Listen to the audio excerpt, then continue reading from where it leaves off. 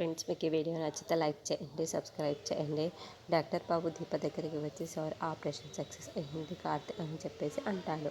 ఆ మాటలు వినగానే అక్కడున్న కార్తీక్ దీప వాళ్ళు చాలా సంతోషిస్తూ ఉంటారు.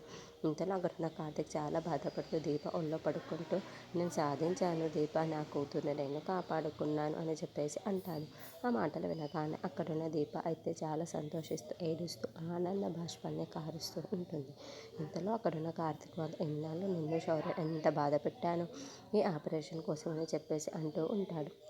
ఆ మాటలు వినగానే అక్కడున్న దీప మాత్రం ఏంటి బాబు అలా మాట్లాడుతున్నావు, ఇదంతా చేసింది మా కోసమే కదా, మీరు ఎంత బాధని మనసులో పెట్టుకొని మా ఇద్దరిని ఎంత కాపాడుకొని ఇలా వచ్చారో నాకు తెలుసు బాబు. మీరు డాక్టర్ని బ్రతిమలాడుతూ ఉంటే అది కూడా నేను చూసి మిమ్మల్ని నేను ఎంతో బాధపడ్డాను. మీకు శౌర్య కోసం ఎంతో చేశారు బాబు, శౌర్యకి మీ తర్వాతే నేను అని చెప్పేసి అంటూ ఉంటుంది. ఆ మాటలు వినగానే అక్కడున్న కార్తీక్ మాత్రం లేదు దీప, మన ఇద్దరు కూతురు శౌర్య, మన ఇద్దరికి శౌర్య తోడుగా ఉండాలి అని చెప్పేసి తన చేతిలోని పట్టుకొని చెప్తూ ఉంటాడు. ఆ మాటలు వినగానే అక్కడున్న దీప చాలా సంతోషిస్తూ ఉంటుంది. మీలాంటి తండ్రి అలాగే మీలాంటి భర్త దొరకడం నాకు చాలా అదృష్టం బాబు అని చెప్పేసి అంటూ ఉంటుంది. ఇంతలో అక్కడున్న కార్తీక్ దీప మాటలు విని చాలా సంతోషిస్తూ ఉంటాడు.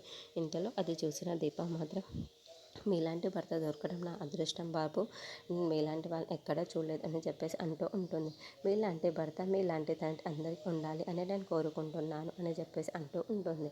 ఇంతలో అక్కడికి ఒక నర్సు వచ్చేసి శౌర్య మెలకులోకి వచ్చింది, ఒక్కసారి మీరు వెళ్ళి చూడొచ్చు అని చెప్పేసి అంటూ ఉంటుంది. ఆ మాటలు వినగానే అక్కడున్న కార్తీక్ దీప వాళ్ళు చాలా సంతోషిస్తూ ఉంటారు.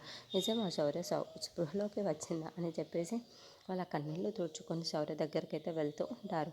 ఇంతలో నిద్రపోతున్న శౌర్యని శౌర్య అని చెప్పేసి దీప పిలుస్తూ ఉంటుంది. ఆ మాటలు వినగానే అక్కడున్న శౌర్య అయితే ఒక్కసారిగా తన కళ్ళను తెరిచి అమ్మా నాన్న అని చెప్పేసి వాళ్ళిద్దరిని పిలుస్తుంది.